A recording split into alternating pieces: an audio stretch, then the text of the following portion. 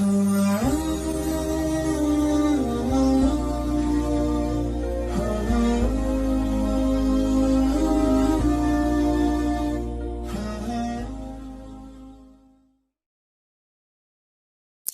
tidak ngalor ngidul.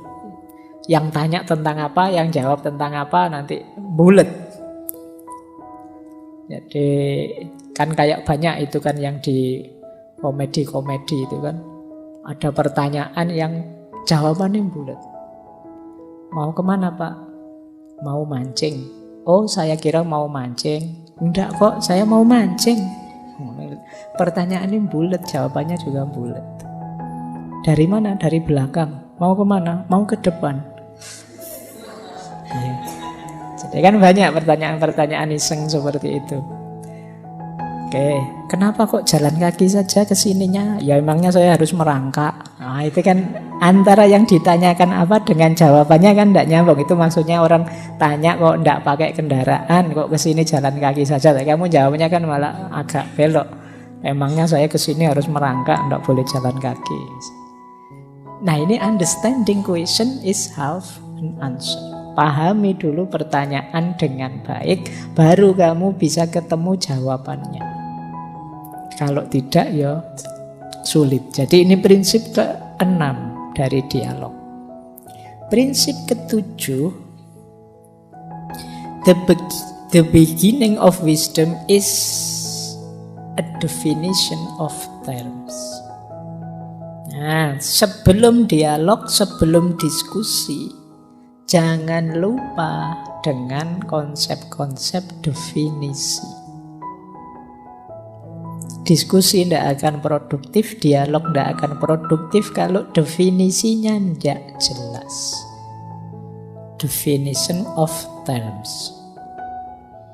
Saya pernah ada webinar, judulnya ada disrupsinya, ada kata-kata disrupsi digital dan lain sebagainya. Nah itu ada yang memberi sambutan, rupanya beliau ini tidak paham apa itu disrupsi. Sehingga ya sambutannya itu luar biasa. Mari kita bersiap-siap di era disrupsi yang penuh dengan, loh itu disrupsi rasanya kok enak ya, rasanya kok dahsyat ya. Itu kenapa mungkin beliau misinformasi, misdefinisi. Dianggapnya definisi itu anugerah luar biasa dari kecanggihan sains dan teknologi digital. Nah, ayo ya kalau diskusi apapun pertama-tama pastikan kita tahu apa sih yang kita omongkan itu. Jangan seperti mahasiswa baru yang sering gaya pakai istilah-istilah keren tapi tidak paham dia ngomong apa. Saya sering itu dengar, pokoknya hidup kita ini eksistensinya harus ditegaskan secara esensial karena paradigma hidup kita ini tidak boleh. Sering begitu. Itu kalau ditanya satu-satu itu dia mesti pontang-panting itu. Eksistensi itu apa, paradigma itu apa, esensi itu apa. Ya karena nanti kalau kamu tidak paham kamu ngomong apa, ya gimana kamu orang lain bisa merespon, gimana pemahaman bisa muncul dari situ. Definition of terms. Ada diskusi rame sekali, tidak ketemu putus-putus karena beda definisi. Yang saya ingat itu ada yang tentang khilafah. Yang satu mendefinisikan khilafah itu ya semacam sistem pemerintahan tertentu. Yang sini mendefinisikan khilafah itu ya tanggung jawab manusia di muka bumi ini dalam bentuk apapun. Khalifatullah fil ard. Ini dua hal yang berbeda. Ya tentu saja diskusinya tidak ketemu, wong definisinya beda. Maka the beginning of wisdom is a definition of terms. Jadi Socrates itu kadang menjengkelkan. Kalau dialog itu dia menguji satu-satu. Loh, kamu ngomong ini sakral, apa yang dimaksud sakral itu? Kamu ngomong bahwa hidup ini kita harus adil. Adil itu kayak gimana? Jujur itu kayak gimana? Ini gayanya Socrates. Terus prinsip ke-8. Enggak, cuma 8 saja prinsipnya, tenang saja.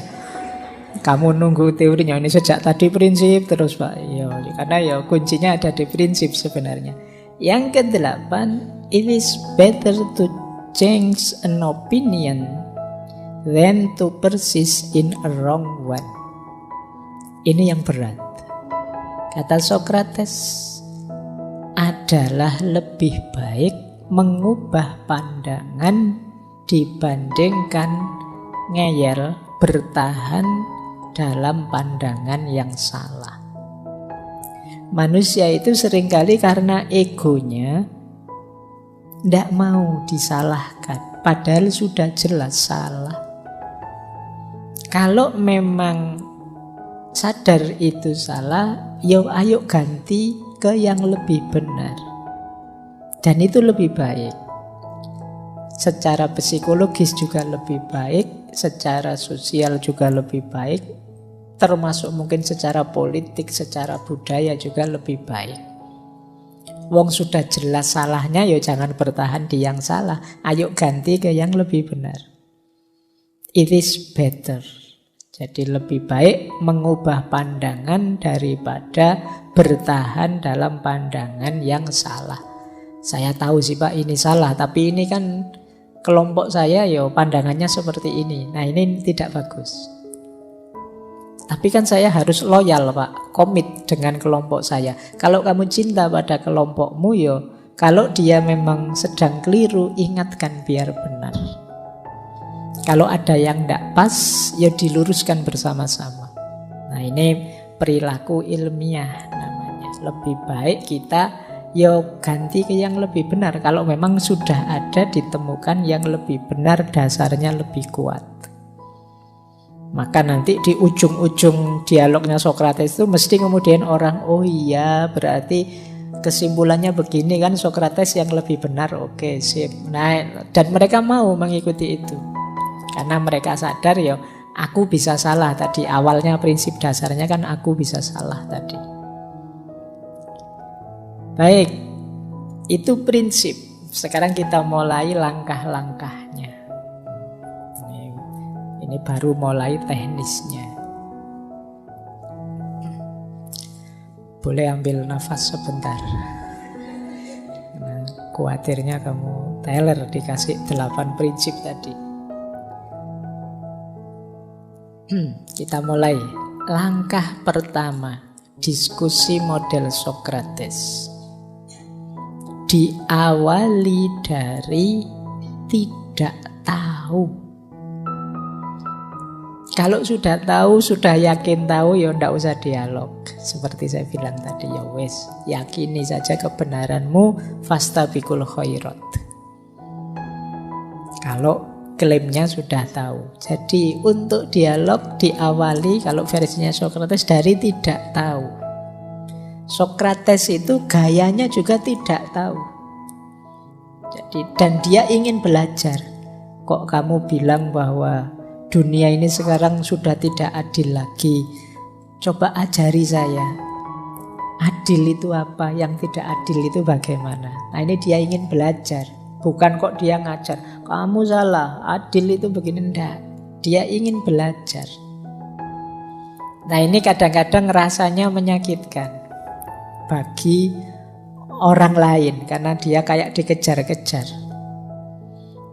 Jadi ini sikap pertama sekaligus kritik pada orang agar tidak sok tahu kalau memang dia tidak tahu. Dan yang kedua agar kritis, tidak menerima begitu saja kebenaran yang dia anggap benar. Di zamannya Socrates ini dipakai untuk menyerang banyak kelompok. Menyerang dalam tanda petik, mengkritisi banyak kelompok. Kepada para kosmolog zaman itu sebelum Socrates itu banyak kosmologi.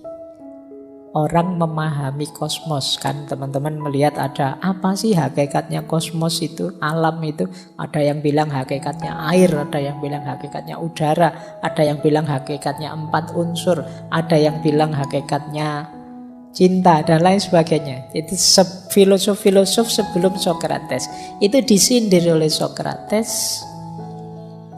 Kok yo memahami manusia, memahami alam yang kompleks ini hanya dibatasi di alam fisik saja. Nah, itu dikritik. Tapi cara ngeritiknya dengan cara bertanya.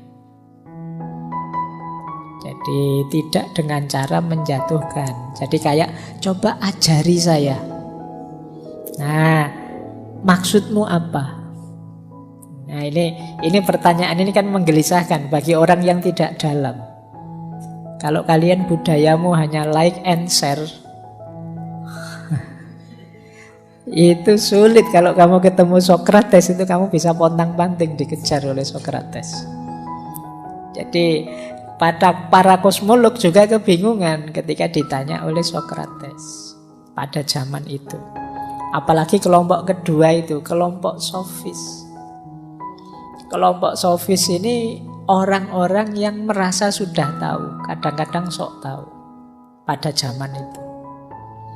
Jadi ini yang kalau di dialog-dialognya Sokrates banyak jadi mitra diskusi. Tapi ya toh begitu bagusnya mereka ini ya ketika digiring berpikir, ketika menyimpulkan berbeda dengan kesimpulan sebelumnya ya biasanya mau.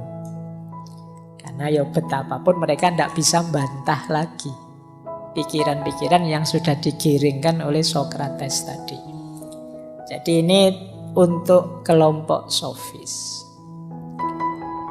Termasuk ya pada para ilmuwan, politisi, seniman dan lain sebagainya. Jadi ini sindiran bagi mereka. Kadang-kadang ilmuwan itu, seniman itu, politisi itu, pemahat itu zaman Sokrates kan di antara profesi yang dianggap tinggi pemahat, bikin patung-patung yang indah itu. Nah itu bagi Sokrates gaya tidak tahu ini sindiran. Mereka yang merasa tinggi dan penting karena menguasai satu saja disiplin ilmu. Jadi kosmolog, sofis, ilmuwan itu kan semuanya merasa sudah tahu. Dan Sokrates muncul, saya tidak tahu apa-apa. Oh, itu antitesis yang luar biasa pada zamannya. Ketika semua orang sok tahu, kita tampil sebagai orang yang saya kok tidak tahu apa-apa ya. Aku kok kuper banget ya. Aku kok kudet banget ya. Aku kok, oh itu gayanya Sokrates. Mbok tolong ngajari aku. Mbok tolong beritahu aku yang kamu share tadi loh maksudnya apa. Oh itu kalau kamu cuma copy paste nge-share-nya, oh itu kamu bisa jungkir balik kalau ditanya Sokrates. Tiba-tiba kamu nge-share, hati-hatilah, kiamat tidak lama lagi akan datang. Ciri-cirinya, oh itu kamu bisa pertanyakan satu-satu, kamu uji satu-satu. Itu yang dimaksud kiamat itu apa? Wah itu bisa panjang urusannya. Jadi Sokrates nyindir orang-orang semacam ini, semacam para kosmolog yang merasa tahu segalanya, semacam kaum sofis yang bisa mempermainkan kebenaran, agak sombong merasa bisa, termasuk para ilmuwan yang sebenarnya hanya menguasai satu bidang ilmu sih, tapi gayanya kayak menguasai semuanya. Belajar filsafat terus, wah filsafat itu induknya semua ilmu, jadi kalian yang fakultas lain, bidang lain di bawahku semua misalnya. Nanti yang kuliah pendidikan, loh yo intinya ilmu itu ya pendidikan. Kalau tidak ada pendidikan bagaimana ilmu bisa hidup? Semua ilmu itu ya pintu gerbang dan wadahnya pendidikan. Jadi dia paling penting. Nanti psikologi datang, oh yang paling penting itu ya manusianya dong, batinnya. Kalau batinnya rusak, orangnya stres, ilmu apapun tidak ada gunanya misalnya. Terus semua ilmu merasa penting. Kedokteran juga merasa paling penting, nanti apalagi matematika juga menganggap dirinya paling penting, biologi menganggap dirinya paling penting, apalagi agama. Agama itu nomor satu. Semua ilmu harus tunduk di bawah ilmu agama misalnya. Nah ini cara-cara berpikir yang dikritik oleh Sokrates. Wong kita itu ngertinya satu bidang kok merasa tahu semuanya dan merasa paling tinggi. Cara ngelitik Socrates bukan dengan cara menyerang mereka semua, tapi dengan cara dia tampil sebagai orang yang saya tidak tahu apa-apa. Coba beritahu saya, coba jawab ketidaktahuan saya. Ini langkah pertamanya Socrates. Langkah kedua, Socrates mengajukan namanya ironi. Jadi Socrates itu pura-pura tidak tahu, memancing lawan bicaranya, biarkan dia merasa tahu, kemudian kita gali, kita giring pikirannya. Biarkan dia nanti menyimpulkan sendiri. Jadi jangan pojokkan dia, beri pertanyaan-pertanyaan sampai dia tergiring menyimpulkan sendiri. Nah, yang kedua ini namanya ironi. Jadi untuk bisa bertanya dan menggiring itu kan sebenarnya orang wawasannya harus tinggi. Kalau tidak tahu apa-apa sama sekali, tidak mungkin bisa bertanya secara pas. Tadi ketika dia bilang tidak tahu, dari pertanyaannya sebenarnya kelihatan ini orang ini wawasannya luas. Itu yang disebut ironi. Jadi kadang-kadang yang tadi ngakunya paling pinter ternyata begitu diberi pertanyaan ini itu akhirnya tidak bisa jawab. Malah Socrates yang bisa mengarahkan ke jawaban yang benar. Oh, berarti sejak tadi yang lebih pinter itu ya Socratesnya. Nah, ini namanya metode ironi. Ngakunya tidak tahu padahal pinternya luar biasa. Baik, jadi nanti kalau gaya yang pertama mungkin teman-teman bisa. Cuma yang kedua ini saya tidak jamin. Kalau teman-teman malas baca, malas belajar, tidak bisa menampilkan ironi. Kalau tidak punya wawasan apa-apa, kayak tadi misalnya ada teman yang sekedar like and share, coba kamu bilang begitu maksudnya apa? Ya karena kita tidak punya wawasan apa-apa, ya temanmu jawab apa saja, nanti ya kamu percaya saja akhirnya. Kamu tidak bisa melakukan ironi, tidak bisa mempertanyakan. Yang terjadi hanya tanya jawab satu arah. Untuk bisa seperti Socrates ini yang bolak-balik, kemudian justru dia yang mengarahkan diskusi itu, ya kamu tidak blank sama sekali. Kamu punya wawasan-wawasanmu sendiri tentang bidang itu. Oke, kita lanjutkan. Yang ketiga namanya konfutasi, atau kalau bahasa Yunaninya elenchus. Jadi Socrates, konfutasi itu Socrates mengajak temannya mengungkap apa yang ada di pikiran, membuat dia mendefinisikan, membuat dia menguraikan apa yang ada di pikirannya. Kemudian Socrates menyebut kekurangannya, kontradisinya, ndak pasnya. Oh, definisimu begitu tentang keadilan. Definisimu yang seperti itu ndak cocok kalau dalam situasi ini. Jadi dengan bantahan-bantahannya Socrates ini, orangnya terus sadar, berarti yang belum tahu itu aku. Nah, ini pinternya Socrates. Orang jadi terpojok sampai dia sadar, ternyata aku yang belum tahu. Padahal selama ini aku merasa sudah tahu. Jadi setelah dihadapkan pada ironi, sekarang orang itu sendiri sadar dari bantahan-bantahannya Socrates. Biasanya Socrates memberi contoh-contoh, memberi ilustrasi-ilustrasi yang membuat orang ini sadar, berarti tidak begitu. Aku belum tahu berarti. Itu yang disebut konfutasi, langkah ketiga. Barulah yang keempat, maiotika, kebidanan tadi. Bareng-bareng melahirkan kebenaran.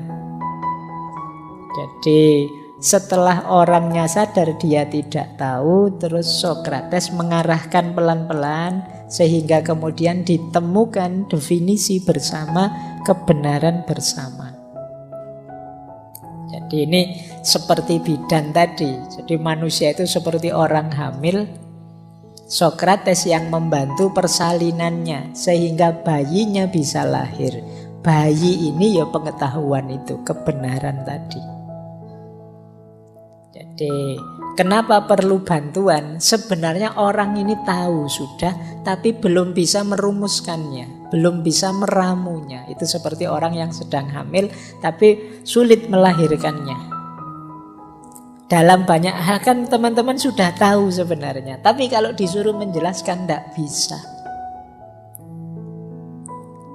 Jadi berarti apa? Tugasnya Sokrates itu maiotika tadi, seperti seorang bidan, nuntun sampai kelahirannya lancar.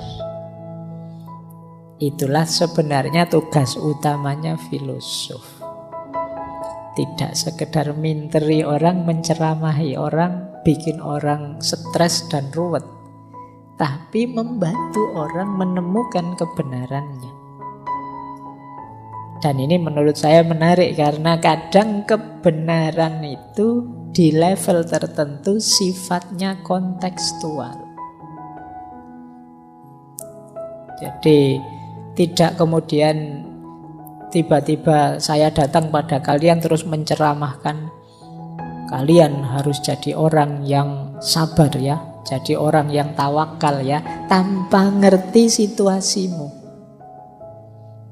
Jadi kalau saya tahu situasimu mungkin saya tidak akan menasehatimu sabar. Maka biar saya tahu apa, jangan kesusu memberi obat sebelum tahu penyakitnya. Berarti apa? Ya dialog tadi. Saling mengungkap, saling membuka diri, bahkan bila perlu saling memberi masukan. Sehingga ketemu, oh yang benar itu ini ternyata. Yang pas itu ini ternyata. Nah ini langkah puncaknya itu namanya maiotika, kebidanan. Bagaimana orang bisa melahirkan kebenaran sendiri. Setelah itu dia pulang dengan puas karena aku sudah menemukan kebenaranku. Jadi bukan didikte oleh Sokrates, tapi dia nemu sendiri kebenarannya. Ini yang khas dari seorang Sokrates. Baik. Nah, secara umum kemudian bisa kita ringkas. Ada beberapa variabel dalam metodenya Sokrates ini. Jadi kalau ada teman-teman yang ingin menggunakan metode ini, mungkin setelah ini mau ngumpul-ngumpul bareng di kafe mana, harus punya kualifikasi ini. Yang pertama apa? Harus punya minimal 3 sikap. Selain wawasan ya. Kalau wawasan itu pasti. Tanpa wawasan, tanpa pengetahuan sama sekali sulit menggunakan metodenya Sokrates ini. Sikap yang penting apa? Yang pertama rasa ingin tahu. Yang kedua terbuka. Yang ketiga menghargai apapun gagasan orang. Tidak menghakimi. Kalau Sokrates itu gayanya menghakimi, itu begitu temannya ngomong keliru langsung mesti disalah-salahkan. Kamu sesat kamu kok mendefinisikan kok seperti itu, mesti langsung dibegitukan. Tapi Sokrates tidak, dihargai. Jadi diawali dengan oke, kalau memang menurutmu keadilan itu begitu, bagaimana kalau dalam kasus yang seperti ini ya? Nah, terus dia mikir lagi. Ya kalau dalam kasus yang seperti itu ya mungkin begini. Nah tapi kan kontradiksi dengan definisimu tadi. Katanya tadi keadilan itu begitu. Nah ini gayanya Sokrates. Jadi dia tidak menghakimi. Sampai dia terus iya ya kontradiksi. Nah berarti harus disempurnakan definisinya kemudian. Nah itu terus sampai ketemu sendiri. Itu gaya dia. Jadi menghargai pikirannya orang. Ya tentu saja yang paling dasar rasa ingin tahu. Jadi ini memang kunci ilmu, kunci filsafat itu rasa ingin tahu. Kalau rasa ingin tahunya mati ya enggak jadi. berkembang ilmunya. Kalau mental kita mental, alah Pak sudah ndak usah tanya-tanya, semuanya baik-baik saja tanpa ditanya macam-macam, ya wes. Selesai urusannya.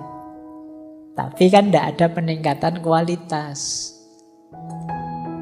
Wong kita itu manusia, pasti ndak sempurna. Yang bisa kita lakukan menyempurna.